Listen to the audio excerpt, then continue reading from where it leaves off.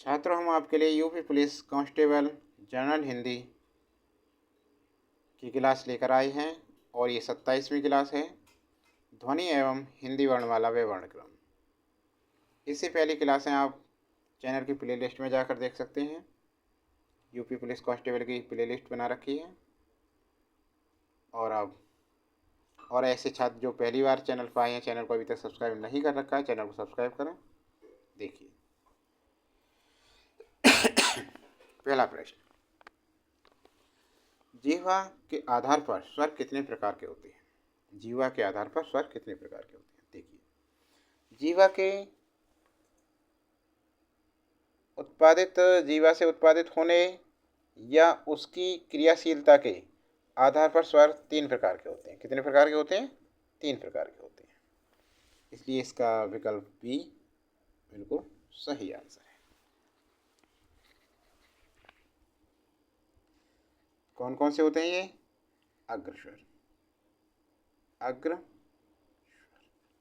और दूसरा मध्य स्वर, तीसरा होता है पश्च स्वर।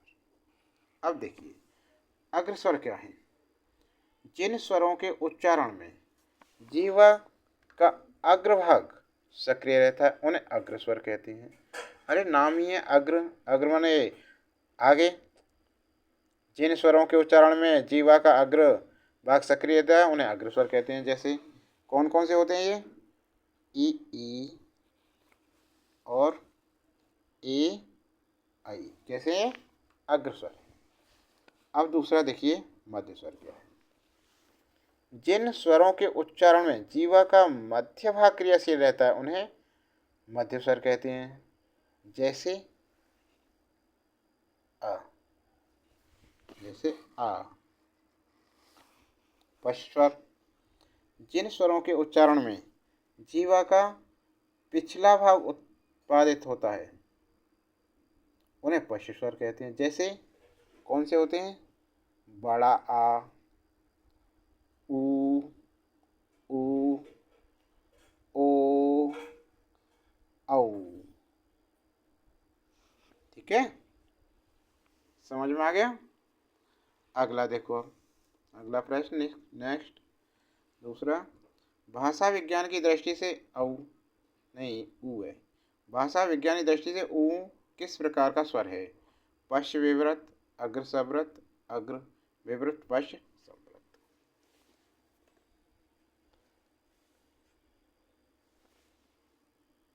देखो, भाषा विज्ञान की दृष्टि से ऊ तथा ऊ पश्च समृत स्वर हैं। दोनों ही पश्च समृत स्वर हैं। ऊ दोनों ही पश्च समृत हैं। ये स्वर हैं। जिन स्वरों के उच्चारण में जीव का पश्च भाग कार्य करता है पश्च स्वर कहा जाता है। जैसे आ भी है बड्डा, ओ, औ, अंगा, ये है।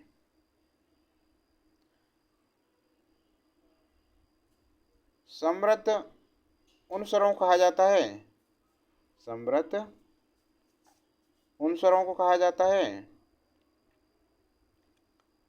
जिन स्वरों के उच्चारण में मुख द्वार लगभग बंद रह जैसा है। ई उ। ठीक है, अगला प्रश्न देखो। अगले प्रश्न में कह रहा है ये, ओठों की आकृति के आधार पर निम्नलिखित में से कौन अवृत मुखी स्वर है? ई, उ, औ, उ। देखो, होठों की आवृत्ति के आधार पर स्वरों को 2 भागों में विभाजित किया जाता है। कौन कौन से होते हैं? नंबर 1 अवृत मुखी, नंबर 2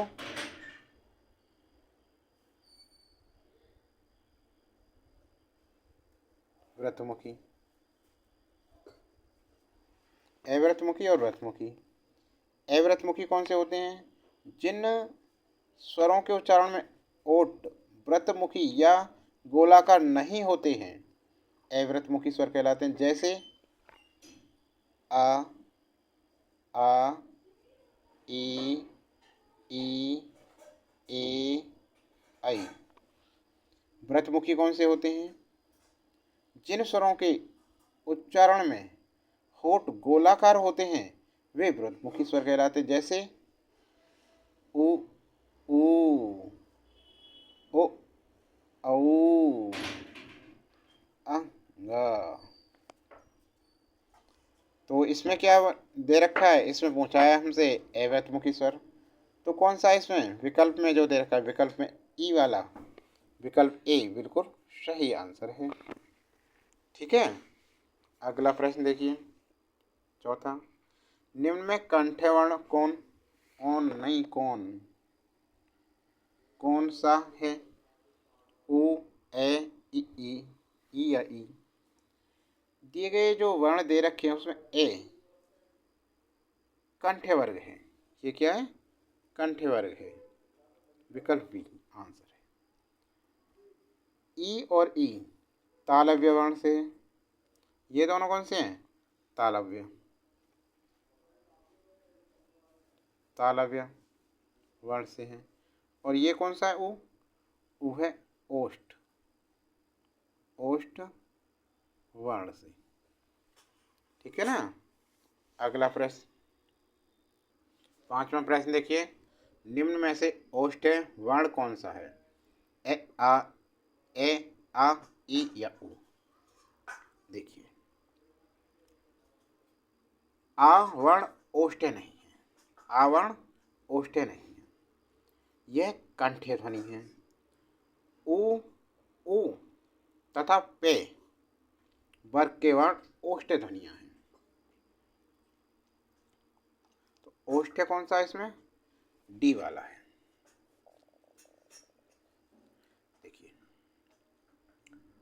उ तथा पे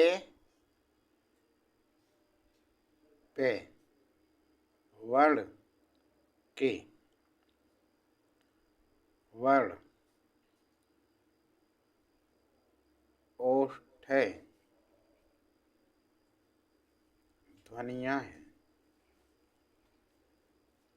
ठीक है, हो गया। अगला देखो, कंठ तालव्य कौन सा है? कंठ तालव्य कौन सा है?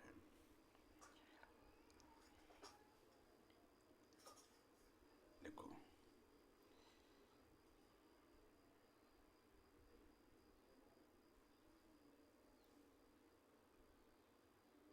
नहीं नहीं नहीं नहीं नहीं, क्या सही है ये तो ऐसे।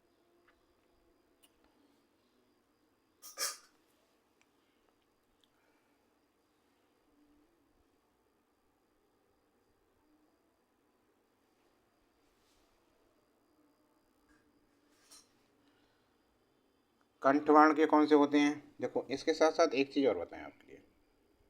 कंठ के कौन से होते हैं? कंठ के होते हैं ए, आ। ए आ कंठ के होते हैं। और तालु के कौन से होते हैं? तालु के होते हैं ई, और ई होते हैं तालु के। और जी मूर्धा कौन से होते हैं? मूर्धा होते हैं आ। हाँ, मूर्धा ऋरी मूर्धा में आ जाता है। और भाई ओष्ठ ओष्ठ होते हैं ये उ ओष्ठ होते हैं। और कंठ तालु, यदि कहें हम कंठ तालु कौन से होते हैं? कंठ तालु होते हैं ए, आई कंठ तालु होते हैं। और जी कंठ ओष्ठ आता है। कंठ ओष्ठ होते हैं ओ और औ। ये कंठ ओष्ठ होते हैं। ठीक है ना। इसमें ओष्ठ पूछा था, ऊ इसका ओष्ठ।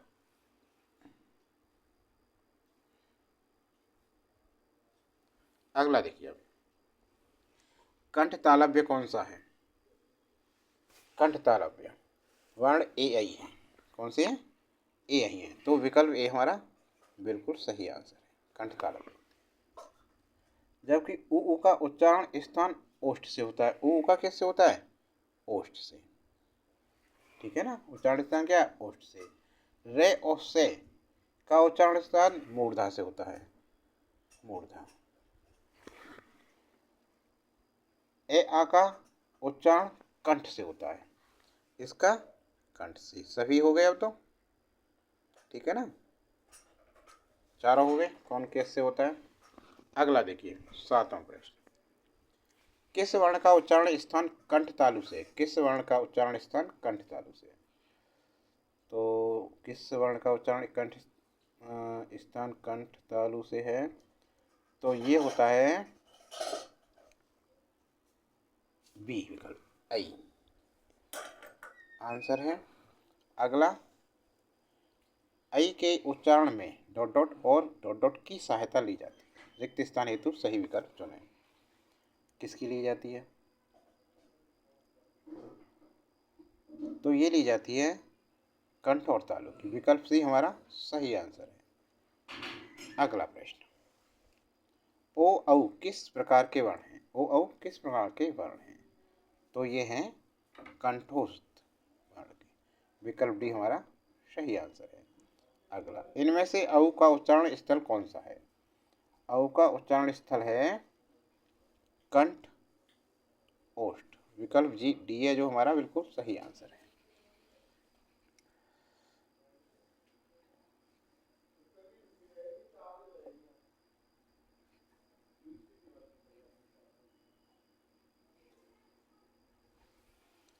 तो छात्रों, ये क्लास कैसी लगी आपको। क्लास अच्छी लगी तो लाइक कीजिए, कमेंट बॉक्स में अपने सुझाव दीजिए, और ऐसी अन्य वीडियो देखने के लिए चैनल की प्लेलिस्ट में जा सकते हैं, उन्हें जाकर देखें।